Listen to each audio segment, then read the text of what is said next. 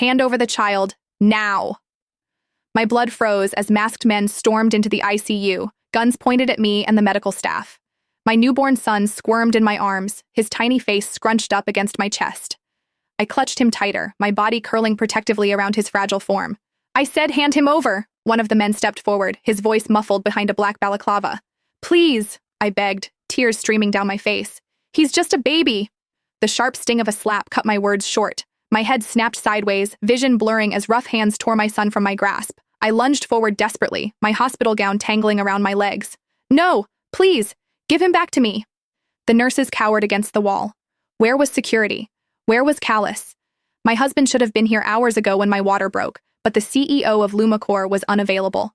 Now, after hours of labor, after finally holding my beautiful boy in my arms, these monsters had appeared from nowhere. What happened next will haunt me until my dying breath. One of the men laid my son on the bed and grabbed a pillow. My scream tore through the room as he pressed it over my baby's face. My baby's tiny limbs flailed against the white cotton, his movements growing weaker until they stopped. No! God, no! I thrashed against the hands holding me back, my throat raw from screaming. The men laughed. They actually laughed, as my world collapsed around me. Someone stepped toward me, the butt of a gun raised. Pain exploded across my temple as he slammed it against my head. I didn't lose consciousness, though I wished I had. Instead, I lay still, eyes closed, as tears leaked from my eyes. Suddenly, a phone chimed. A video call. Greetings, boss. I've done as you ordered. That voice, that familiar, impossible voice. Callus? The man moved the phone, presumably showing the horrific scene. Excellent work. My husband's cool, controlled tone sliced through me like a blade. And Donna? She's unconscious. Perfect. Callus sounded pleased about the murder of his own child. Now all I have to do is gaslight her enough and she'll never be able to live without me. My heart shattered into a million pieces. The betrayal felt so overwhelming that I could barely process it. The father of my child and my husband of 5 years had ordered his own son's murder. Then another voice came through the phone.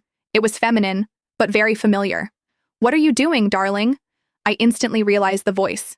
It was Hannah Jacobs, his secretary. Why is she calling my husband darling? Just tying up loose ends, honey. Callus's voice softened in a way I'd rarely heard. I've kept my promise. I told you that our son will be the only heir to Lumicore. I've killed that wretched bitch's child. For you. Our son? They had a child together? The room spun around me as I fought to remain still and to keep my breathing shallow with my eyes closed. 5 years of marriage, and my husband was not only cheating, but had started another family with his secretary.